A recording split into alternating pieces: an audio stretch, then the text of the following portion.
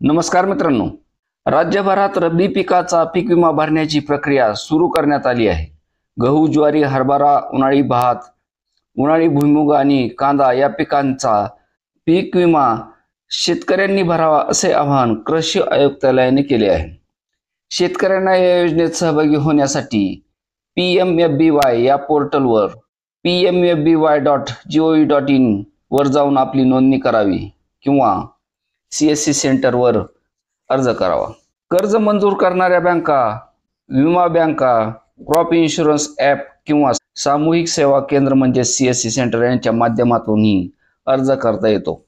कर्जदार शेतकऱ्यांना जर या योजनेत सहभागी व्हायचे नसेल तर त्यांनी अंतिम तारखेच्या 7 दिवस आधी आपल्या बँकेस लेखी स्वरूपात त्याबाबत कळवणे आवश्यक आहे.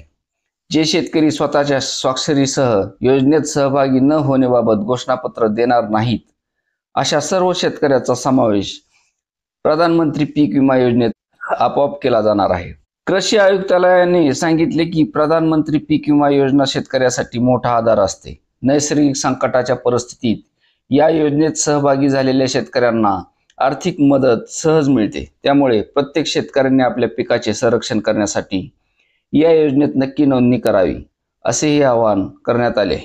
या पीक विमा योजनेअंतर्गत राज्यात 6 मुख्य पिकाचा समावेश करण्यात आला असून त्यात गहू, ज्वारी, हरभरा, उन्हाळी भात, उन्हाळी भुईमूग आणि कांदा या योजनेत पिकावर होणारे नैसर्गिक नुकसान भरून काढण्यासाठी पीक विमा संरक्षण दिले जाणार आहे.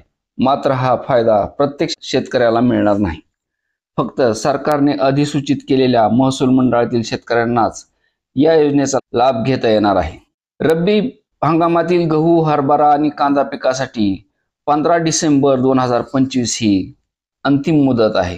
तर उन्हाळी भात आणि उन्हाळी भुईमूग पिकासाठी पीक विमा भरण्यासाठी 31 मार्च 2026 ही अंतिम तारीख आहे. दुष्काळ, पूर, अतिवृष्टी, गारपीट किंवा इतर नैसर्गिक आपत्तीमुळे पिकाचे नुकसान झाल्यास शेतकऱ्यांना पंतप्रधान पीक विमा योजनेतून भरपाई मिळते.